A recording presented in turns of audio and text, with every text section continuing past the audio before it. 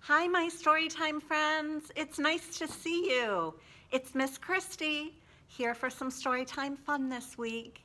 My friend Miss Carol couldn't be here today with me, but she'll be back real soon, so you'll be seeing her on the videos too.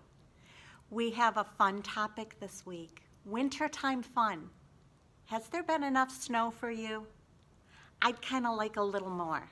How about you?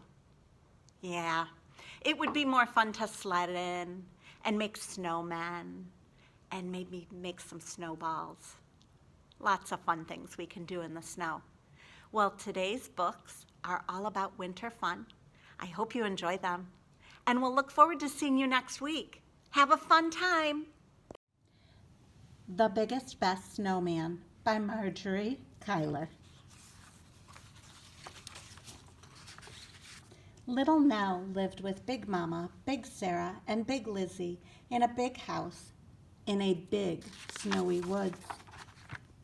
Big Mama, Big Sarah, and Big Lizzie had big blustery voices, and they had big talky friends, and they had big loud parties. When Little Nell asked, "Can I help?" Big Mama, Big Sarah, and Big Lizzie shook their heads. "No, you can't," they said. "You're too small." "Yes, I can," said Little Nell.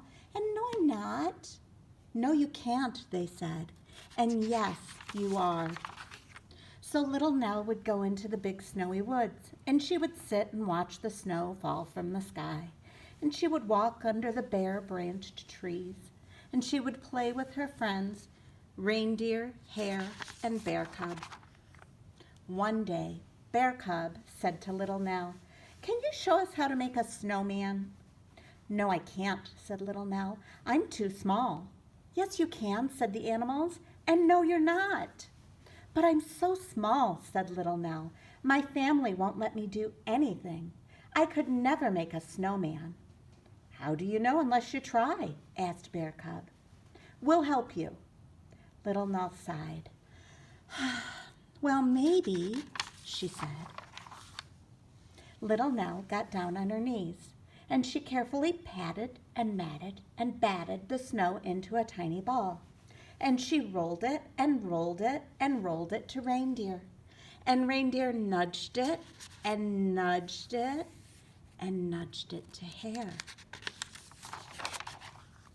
Hare kicked it and kicked it to Bear Cub. Bear Cub rolled it and rolled it until it stopped, thud, by the edge of a big icy pond. "Now what?" asked Reindeer. "The snowman needs a middle," said Little Nell. "How do we do that?" asked Hare. Little Nell bit her lip. She got down on her knees and she carefully patted and matted and batted another tiny snowball.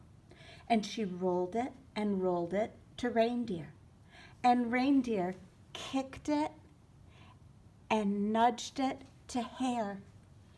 And Hare kicked it to Bear Cub. And Bear Cub rolled it until thud, it came to a stop. And he pushed it on top of the other snowball. "Now what?" he asked. "It needs a head," cried Little Nell. And she patted and matted and batted another tiny snowball. And then she rolled it to Reindeer, and Reindeer nudged it to Hare, and Hare kicked it to Bear Cub. And Bear Cub stuck it on top of the other two snowballs. Little Nell and the animals stood back and looked at the snowman. "Something's missing," said Hare. "The face," said Little Nell. "How do we do that?" asked the animals. "I think we'll need help," said Little Nell. And she whistled for the birds to come. Crow, Cardinal, and Sparrow flew down from the trees. "Could you make a face for our snowman?" she asked. Crow fetched 2 pieces of bark for the eyes. Cardinal found an old pink sock for the nose, and Sparrow brought raisins for the mouth. Little Nell handed her green scarf to the birds, And they wound it and wound it and wound it around the snowman's neck. And then they added 2 sticks for the arms. And the snowman was finally finished. Little Nell and the animals gazed up at their creation. "Wow," said the animals. "Wow," said Little Nell. It was almost lunchtime. Little Nell said goodbye to her friends, and she walked home through the big snowy woods. Big Mama, Big Sarah, and Big Lizzie were waiting for her. "Where have you been?" they asked in their big blustery voices. "I was building a great big snowman," answered Little Nell. "How could someone as little as you build a great big snowman?" asked Big Lizzie. "Come and see," said Little Nell. So Big Mama, Big Sarah, and Big Lizzie followed Little Nell through the big snowy woods to the snowman. And as they looked up, their mouths dropped open and their arms dropped to their side. "Wow," they said. "You built that?" "Yes, I did," said Little Nell, "with the help of my friends." "That is the biggest, best snowman that ever was," said Big Mama. "Yes, it is," said Little Nell with a huge smile on her face. "Will you come and help us make a big, yummy lunch?" asked Big Sarah. "No, she can't," said Big Lizzie. "She's still too small." "Yes, I can," said Little Nell. "And no, I'm not." "Yes, you can," said Big Mama. "And yes, you will." Big Mama gave Little Nell a big sloppy kiss. Smooch! And Big Sarah gave Little Nell a big squeezy hug. Ooch! And Big Lizzie stuck her big nose in the air. Little Nell's friends lifted her to the top of the snowman. Hooray! Well, keeping on our topic of winter and snow and fun, I have a book called Snip, Snip, Snow by Nancy Podar.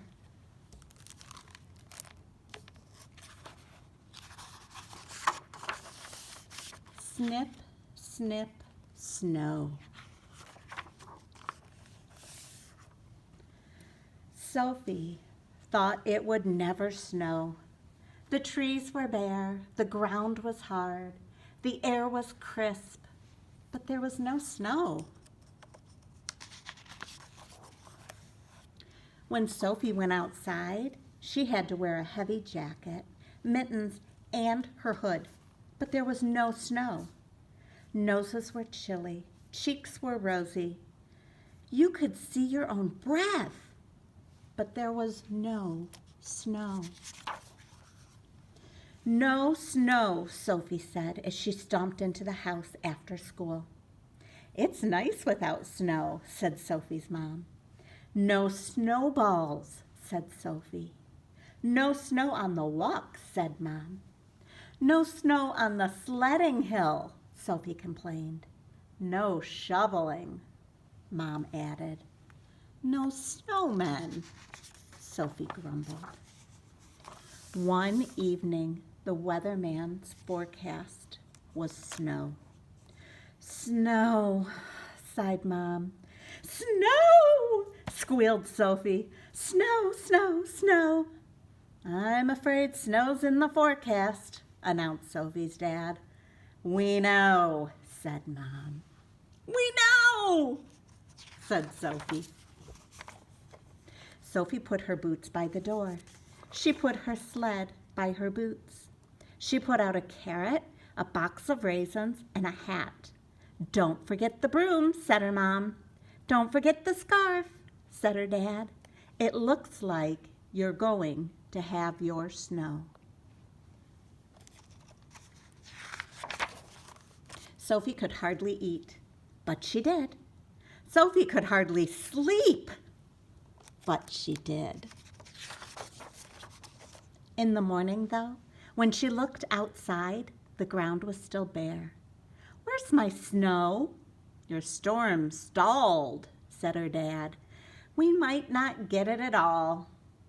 Sophie thought her mom and dad looked a little too pleased. At school, Sophie asked if they could make their own snow. "Please, please, please," she begged. Mrs. Bloom let Sophie give everyone a stack of white paper and scissors. And they folded and snipped and folded and snipped, and each snowflake was a surprise. No two were alike in the whole classroom. Sophie made an extra snowflake to take home later. "Look at our floor," sighed Mrs. Bloom. "We made it snow in here," cried Sophie. "Time to clean up," Mrs. Bloom said brightly. "Time to plow and shovel," Sophie mumbled. Sophie made a paper snowman out of the scraps by her chair. "I'm recycling," she told Mrs. Bloom. Sophie taped her snowman to the window. "Oh," she said as she peered outside. "Snow." Teeny tiny flakes were wafting through the gray sky. Teeny tiny flakes were falling through the bare branches. They softly settled on the swings and the slide. They softly settled on the school steps and on the windowsill. "Shh," said Mrs. Bloom as she opened the window a little. "Hear how quietly they fall?" On the way home, the snow came faster, and Sophie caught the flakes on her mittens. No two were alike. They were beautiful. "Snow!" she yelled to her mom. "I know," her mom said. "It's beautiful." "Shh," whispered Sophie, and she held the door open. "Hear how quietly they fall?" "There's going to be plenty of snow," said her mom. "Enough for snowballs?" asked Sophie. "Enough for your boots." "Enough for sledding?" squealed Sophie. "Enough for your snowman," Mom said. And the next morning, there was. The end.